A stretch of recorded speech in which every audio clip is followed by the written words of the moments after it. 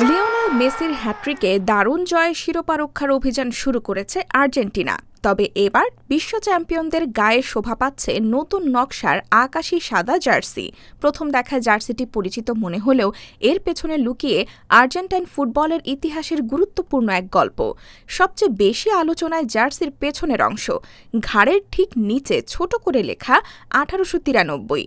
অনেক সমর্থকের কাছেই হয়তো শুধু একটি সংখ্যা এটি, কিন্তু এর সঙ্গে জড়িয়ে দেশটির ফুটবলের জন্মকথা।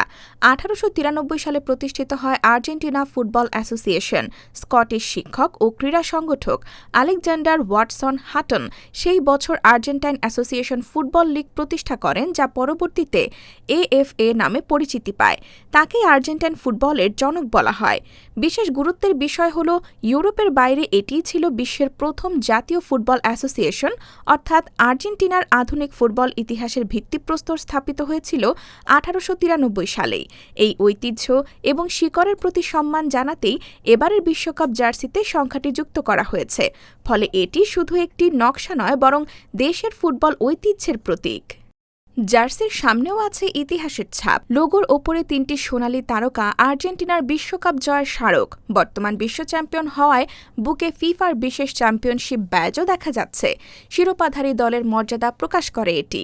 জার্সির হাতায়ও দেখা যাচ্ছে নতুন ধরনের বিশেষ ব্যাজ। বিভিন্ন ব্যক্তিগত অর্জনের স্বীকৃতিস্বরূপ ফিফা এসব ব্যাজ চালু করেছে। তবে এখানেও আলাদা মেসি 5 বা তারও বেশি বিশ্বকাপে অংশ নেওয়ার স্বীকৃতি হিসেবে তার জার্সির হাতায় বিশেষ লেগাসি ব্যাজ রয়েছে।